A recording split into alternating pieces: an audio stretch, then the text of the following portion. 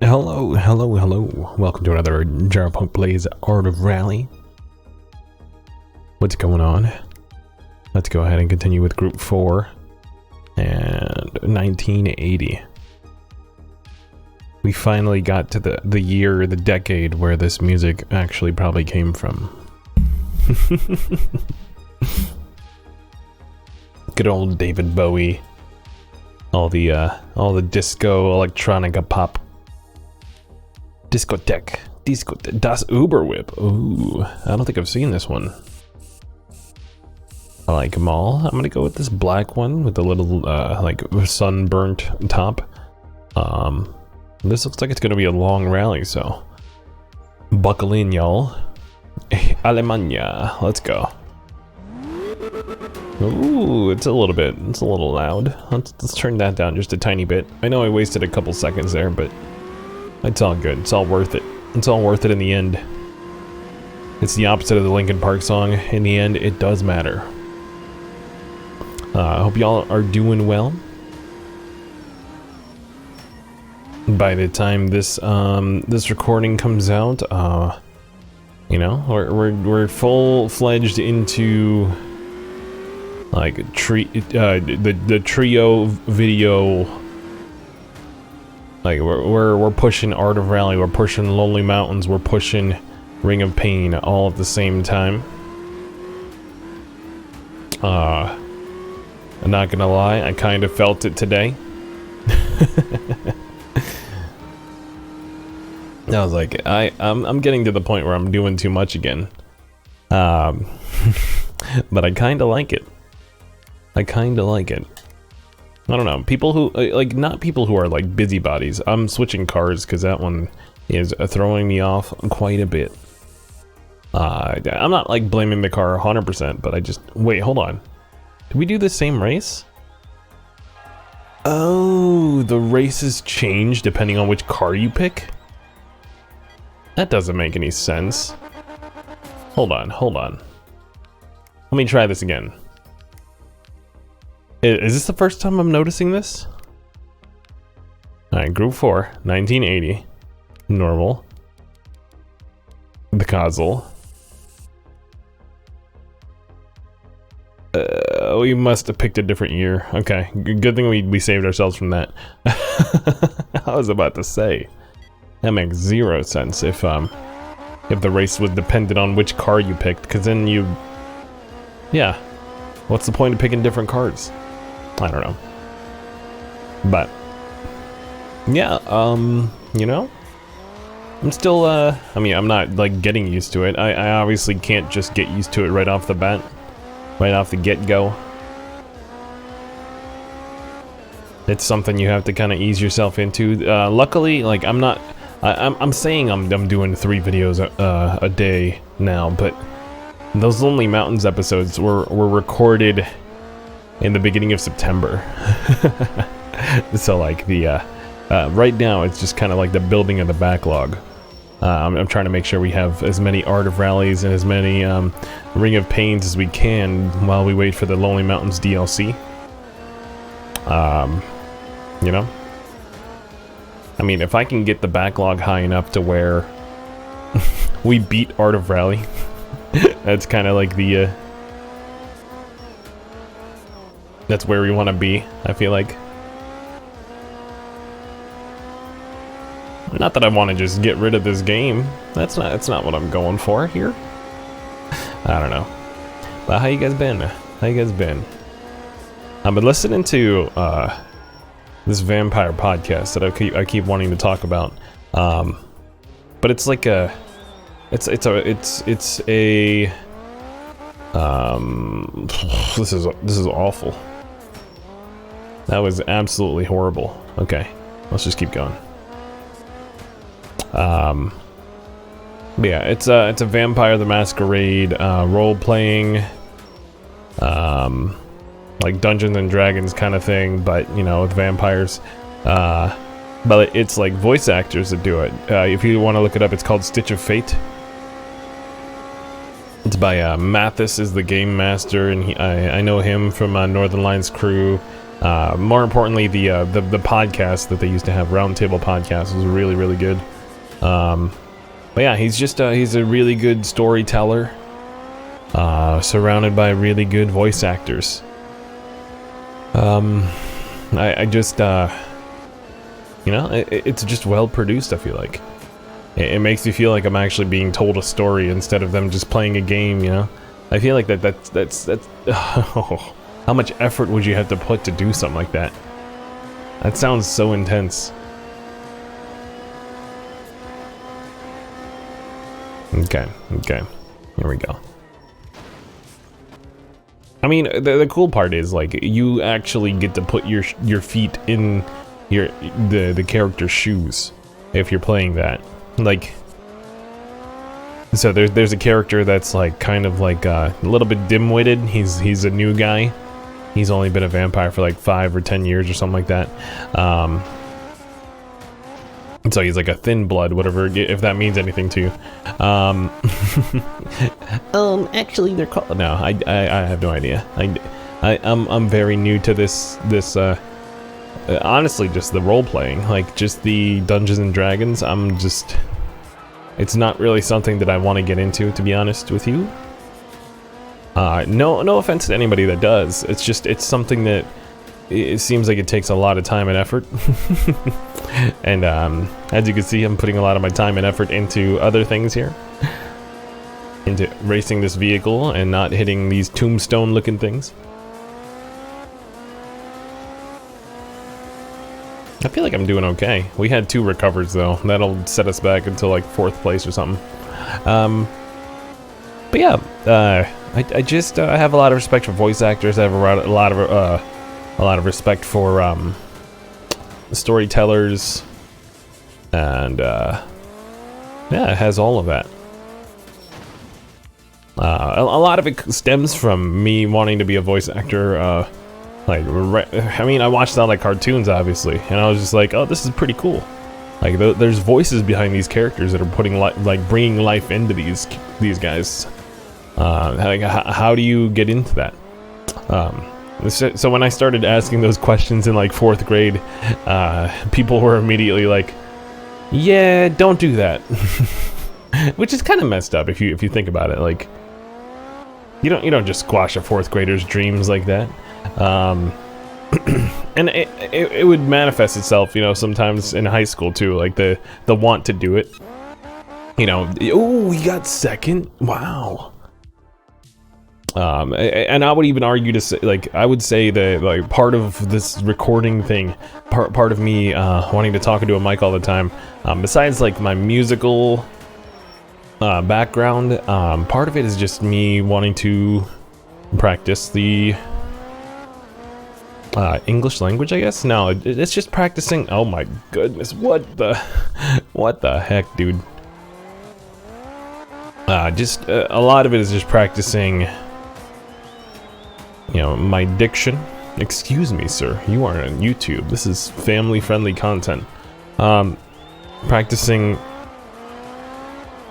not like saying words correctly, but there is a way that you can speak clearly. And I don't always do it. I've got a lot of roadblocks.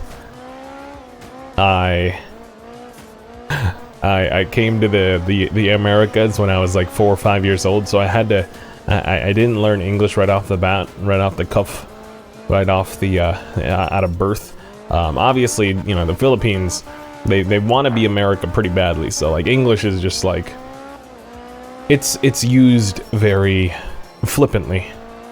Infused to all the things, like for example, I was playing Among Us with 2 other Filipinos, my brother and this other guy, Izinol.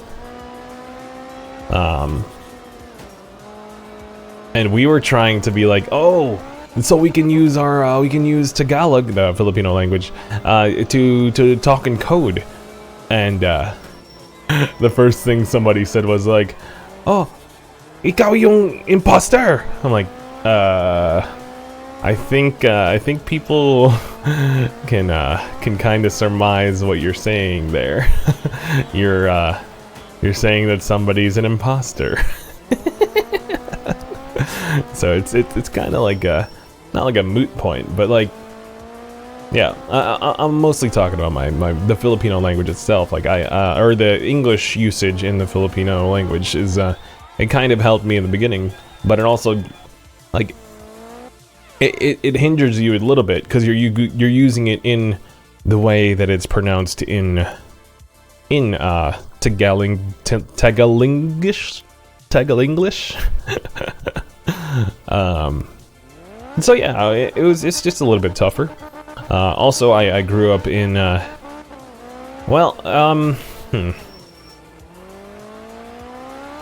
guess I can't say I grew up. Like I spent a lot of my time in like 4th grade and before that in kind of like like white ghetto. Do you understand what I mean by that? It's like a white city that is trying to be like, you know, hip with black people kind of thing. And then after that, after 4th grade, I went into 5th grade and onwards. Sorry if this is just like an autobiography, but this is important for the English, the voice acting, etc., etc. Okay, this is important. And also, if somebody wants to start up on the biography, you can write that up. You know, that's okay with me, and then I'll just sign off, dude. That sounds good to me. Just give me like some, yeah, partially big percentage of the royalties, hopefully. Don't try to steal all that from me, please. I don't know. I guess you did all the work. How much do people make off of biographies? Like the person that it's being written about. It can't be too much. Like the royalties have got to be like 20% or something. Like it's got to be like way less than half. I don't know. I guess it depends on who you're writing it about and how much information they're willing to give as well. But I'm sure it's easy to do the stuff on like YouTubers because they're just like, hey, here's my life story for free. Or, well, you can watch the ads. Click on the ads so you can give me more money too. Also, if you have YouTube Premium, there you go. Download it, watch it like 7 times. There you go. Alright, where were we? My biopic. Let's see. So, 5th grade and onwards, I grew up in an actual, like, African-American neighborhood. I guess I was already living there. I just started going to public school there. And it was like, it's kind of like a decent suburb, but the attitude there was like, we were living in the straight up slums of, like you could get cut in the streets. Like that's how everyone thought that they were living, just because, you know, maybe some people were having it a little bit rough, you know, obviously. You know, issues with like single parent homes, like food stamps, stuff like that still was very rampant. But like, you drive around, you're not gonna see boarded up houses after boarded up houses. Like where I'm delivering now, as I covered it before, like it's pretty messed up. Like today I was delivering out there at like 7 p.m. The sun was gone and it was rainy. I wasn't sure if there was gonna be a dog right in front of me or not. I did hear the jingling of the collar when I was about to go into my truck, and as soon as I drove off, there was 2 dogs just loose, just straight up just loose. I think the owner was waiting for me to pass by, but why is that okay? Why is it okay just for your dog to roam the freaking street? And it was a pit bull, no less. Like, don't be the stereotypical bulldog owner, okay? You're giving the bulldogs a bad name. Like I always tell people, like, it's not really about the area as much as it is about the owners, because I mean, I tell you the straight up truth. I've seen a lot more loose dogs in the more I guess you could just call them the ghettos. But Guess where I've been chased more? That's right, the suburbia areas.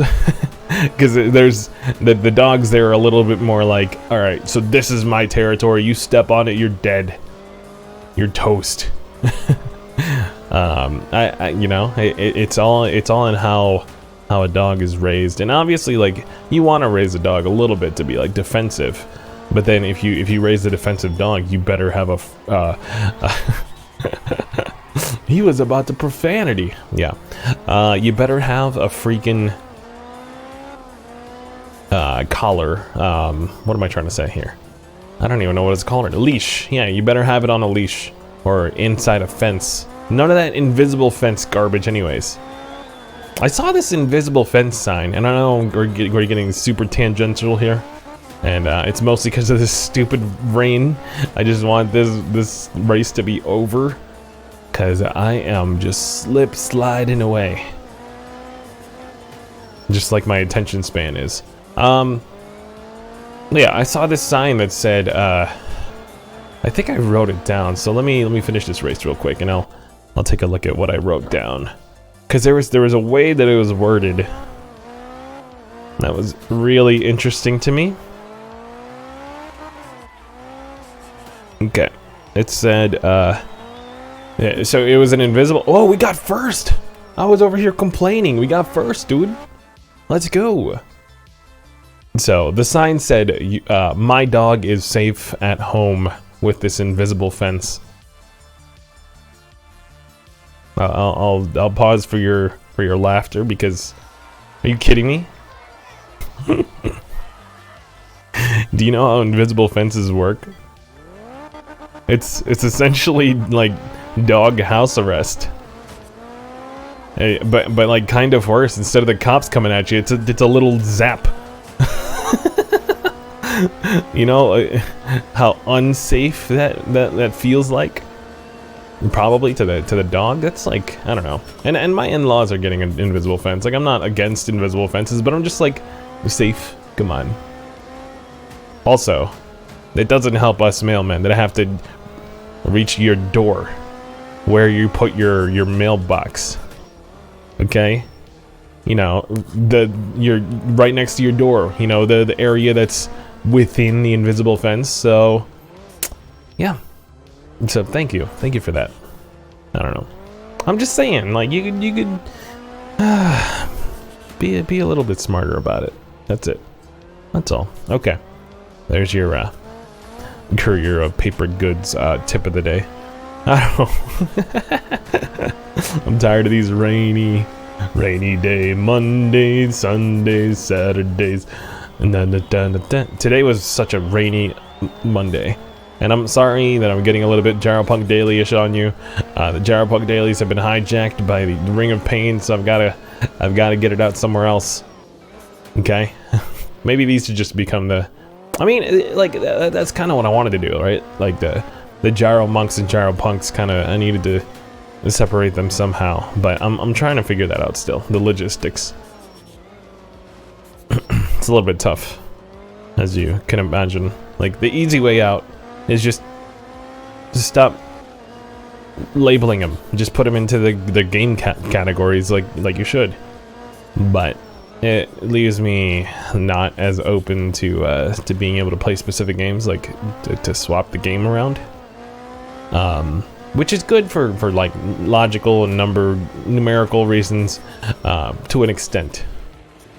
But if I've only got people like wanting to watch my Art of Rally videos, like, you know, once or twice a week, then why don't I just come out with 1 or 2 videos of Art of Rally and then play something else the other days? Like, it's yeah, I don't want to be too in my head about like the statistical benefits of having a 7 o'clock Art of Rally episode come out every day at 7 o'clock, because I'm not at a point where I can play with the algorithm like that. Okay, like the algorithm is like a lion that I have to tame. I'm having issues with a cat and trying to teach it how to use the litter box instead of going in the laundry basket, and like that's where I'm at. Or maybe I'm just like saving up money for the cat. That's where the analogy is, yeah. Where were we? About me wanting to be a voice actor? I don't know. Just talking about that makes me a little bit mad. It's mostly because like nobody pushed me towards stuff that I wanted to actually do. Wow, right? That's a sob story of my life. But like it's kind of like the sob story of like every Asian person ever. Cause like millennials in general, they're just like, hey, do whatever you want. You know, you got your future, whole future ahead of you. You can dream big dreams, do whatever you want. And then, you know, I come home with my parents, and they're like, no, you have to be a doctor, a dentist, or nurse. Are you an idiot? Do you want to starve? We didn't bring you to America to starve, okay? We brought you here so that you could make money for a family, and then, you know, be in a better spot than your relatives back in the Philippines. And I'm like, what relatives? I don't know them. I've only met like 10% of my relatives, or at least have cognitive memories of in the deepest realms of, I don't know what I'm talking about, man. It's almost 10 o'clock, bro. We do need to take a screenshot though, and we haven't had a green one in a while. Like this little, oh, I don't want to be let's see if we can find one with a bunch of people where I'm on the road. On the road again. Okay, now I'm looking for people. But yeah, I don't want to be like a little too much on the downside. I'm more so wanting to focus like on my my wanting to be just recording stuff like podcast style, and kind of just talking and playing and talking and playing, because this is honestly like some of the best moments of, like, I don't want to say my childhood. That's a little bit too general. Actually, I don't think it's even accurate. I think some of the best moments of like my just growing up in general has been playing games while talking to people. Like just from near memory, I'm gonna hit this screenshot here. Just from recent memory, some of my most recent friends, like from my last job, like my best memories at that job was like after our training session. Yes, all the way in the beginning of that job. I worked there for like three or 4 years or something, and my best memories were in 2016. Oh.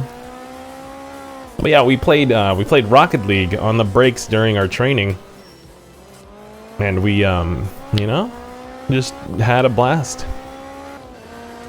I mean, I was obviously like I played the most, so I was the best. But like, yeah, it's a good time just chumming with people, man. Video games bring people together that might otherwise, you know, like I may not have seen like the same TV shows or movies or consume the same media. One of them likes country, one of them, you know, is from the Marines. He's a freaking captain in the Marines. Like, huh?